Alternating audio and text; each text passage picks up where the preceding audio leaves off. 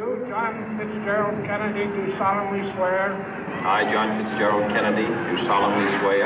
That you will faithfully execute the office of President of the United States. That I will faithfully execute the office of President of the United States. And will, to the best of your ability.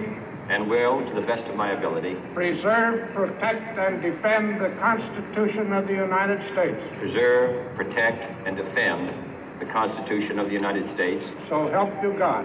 So help me God.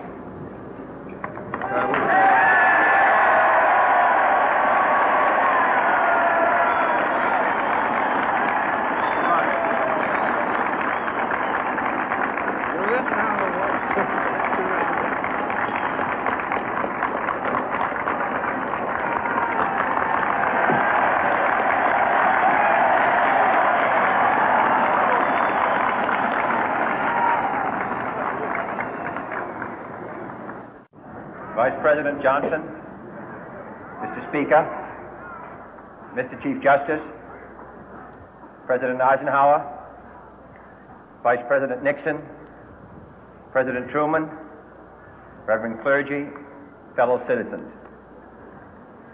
We observe today not a victory of party, but a celebration of freedom, symbolizing an end as well as a beginning, signifying renewal as well as change. For I have sworn before you and Almighty God the same solemn oath our forebears prescribed nearly a century and 3/4 ago. The world is very different now, for man holds in his mortal hands the power to abolish all forms of human poverty and all forms of human life. And yet the same revolutionary beliefs for which our forebears fought are still at issue around the globe. The belief that the rights of man come not from the generosity of the state, but from the hand of God. We dare not forget today that we are the heirs of that first revolution.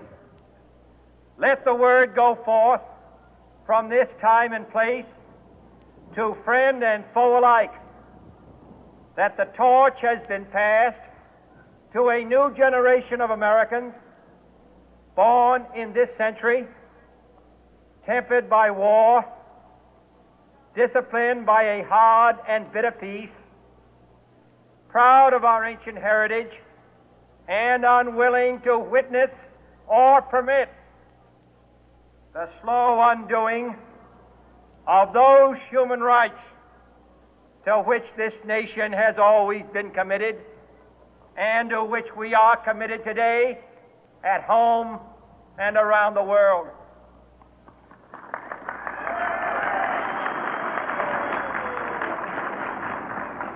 Let every nation know, whether it wishes us well or ill, that we shall pay any price, bear any burden, meet any hardship, support any friend, oppose any foe, to assure the survival and the success of liberty.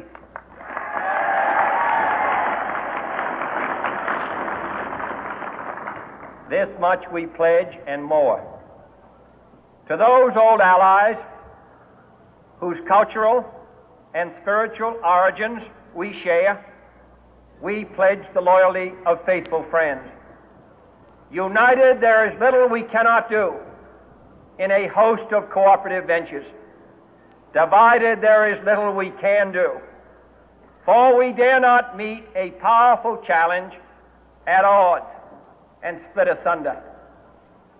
To those new states whom we welcome to the ranks of the free, we pledge our word that one form of colonial control shall not have passed away merely to be replaced by a far more iron tyranny. We shall not always expect to find them supporting our view, but we shall always hope to find them strongly supporting their own freedom, and to remember that in the past, those who foolishly sought power by riding the back of the tiger ended up inside.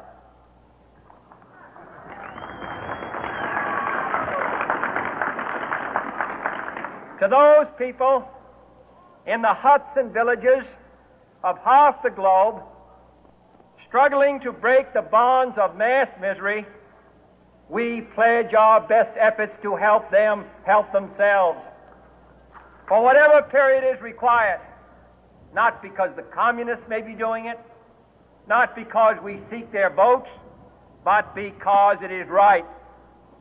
If a free society cannot help the many who are poor, it cannot save the few who are rich.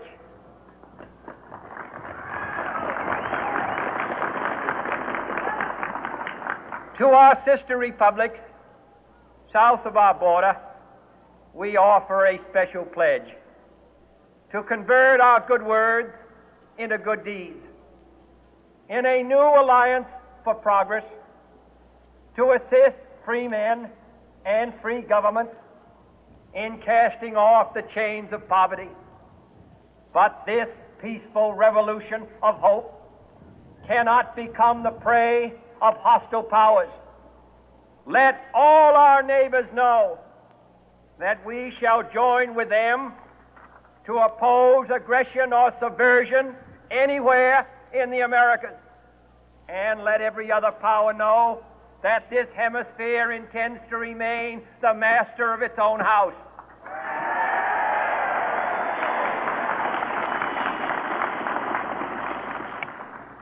To that world assembly of sovereign states, the United Nations, our last best hope, in an age where the instruments of war have far outpaced the instruments of peace, we renew our pledge of support to prevent it from becoming merely a forum for invective, to strengthen its shield of the new and the weak, and to enlarge the area in which its writ may run.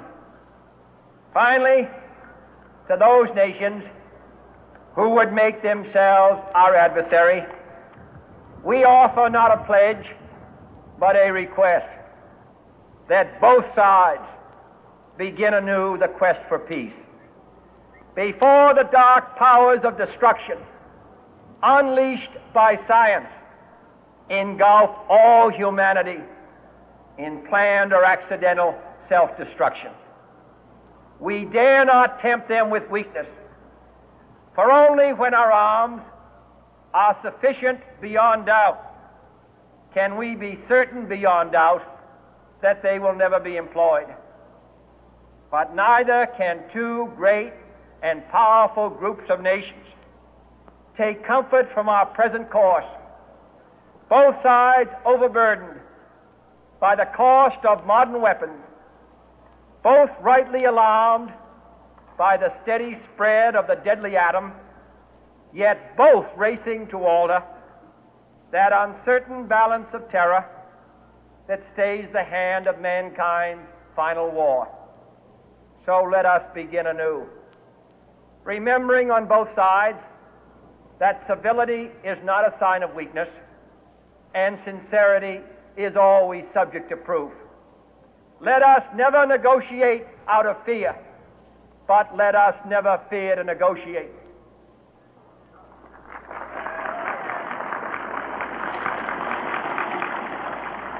Let both sides explore what problems unite us, instead of belaboring those problems which divide us. Let both sides, for the first time, formulate serious and precise proposals for the inspection and control of arms, and bring the absolute power to destroy other nations under the absolute control of all nations.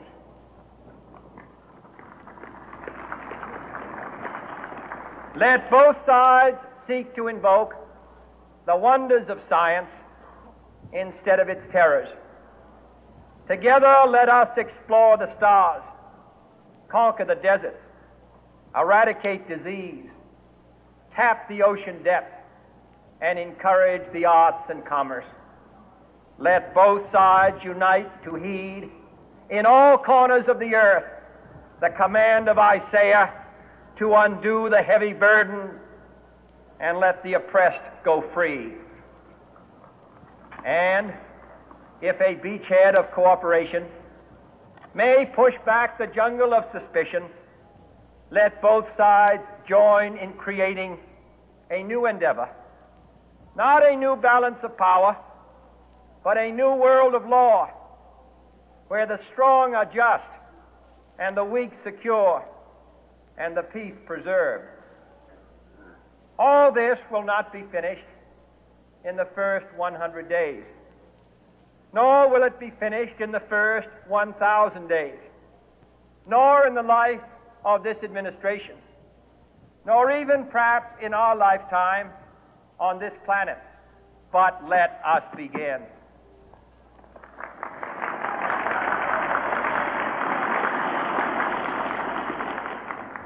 In your hands, my fellow citizens, more than mine, will rest the final success or failure of our course. Since this country was founded, each generation of Americans has been summoned to give testimony to its national loyalty. The graves of young Americans who answered the call to service surround the globe. Now the trumpet summons us again, not as a call to bear arms, though arms we need, not as a call to battle, though in battle we are, but a call to bear the burden of a long twilight struggle, year in and year out, rejoicing in hope, patient in tribulation,